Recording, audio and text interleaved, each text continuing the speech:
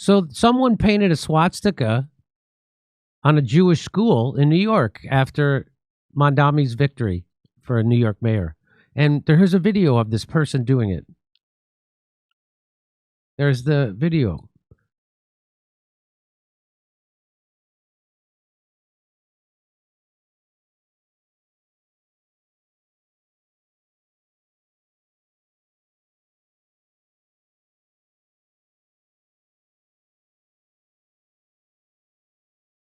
So now a lot of people are saying that was a Hasidic Jewish guy doing that. That this is a false flag. Now, why would they say that? So then there he goes. Why would they say that? I don't know. Just because there's a history of Jewish people doing this? Jewish suspect arrested over swastika graffiti on synagogues. That's from 2017. Jews in Winnipeg arrested after faking anti-Semitic hate crime attacks. That's from 2019. Woman who performed Nazi salute at protest is unmasked as owner of 2 kosher cafes inside Jewish hospital. That's from 2024. So this is she puts on a kippah and then does a Nazi salute. So these are called false flags. You're trying to make the people who you hate look horrible and responsible for bad behavior, even though it's actually you doing it. It's called a false flag. Here's another woman in hijab, who was detained by the police for doing Nazi salute, turns out to be Jewish. And here's a video about it. Woman in hijab who detained by the police for doing Nazi turns out to be Jewish. Here's someone made a video about this.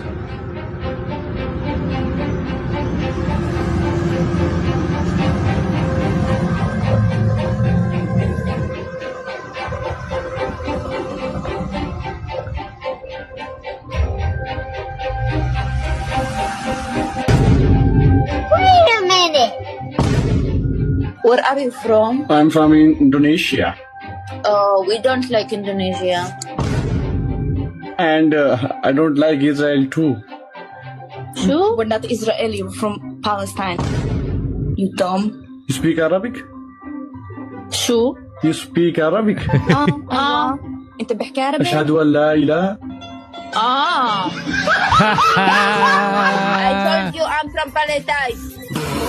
And the fake nurse at Al Shifa. The world has to know what Hamas is making here. Taking over the entire hospital. The Jewish owner of a Winnipeg cafe physically attacked her family's business, trashed and painted in anti-Semitic graffiti. It shocked the community and led to an outpouring of support, exactly the way you'd expect.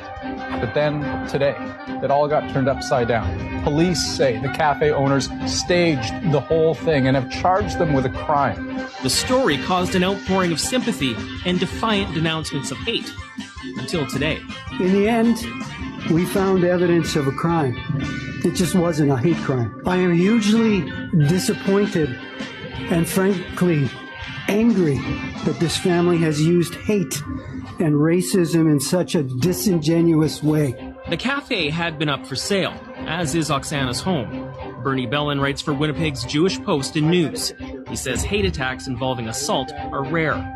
Meanwhile, an interfaith vigil that was planned for tomorrow night here at the cafe has been canceled, and a crowdfunding campaign that was set up to help support the family has been taken down. That's how good Israeli propaganda is. Nima, I had to deal with it with Rachel Corrie when they murdered her with a bulldozer blade.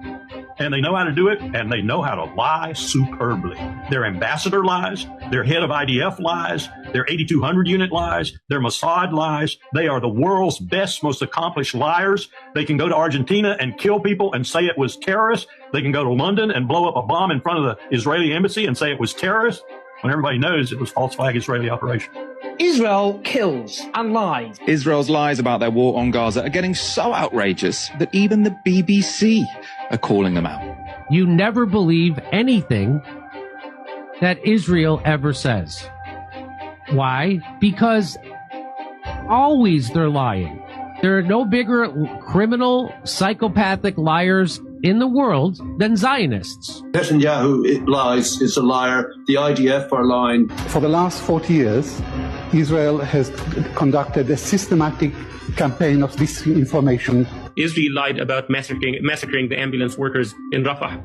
They lied about the GHF massacres. They lied about the Shifa hospital, the flower massacre, the beheaded babies. This is a textbook example of using other people's suffering to play the victim. Your terrorist supporting actions makes my daughter cry. This is in New York City, and she is the one that is violently screaming at the protesters. People make me sick! You make me sick! They are not even paying attention to her, and she calls them vicious while holding her daughter that she made cry. It's important to be aware of tactics like this because Zionists and many others will use fear-mongering and crocodile tears to try to change the narrative of a peaceful protest. I just want to say this to our Christian friends, you know, just to call it as it is and say it straight out, you know, you guys are worshiping one Jew.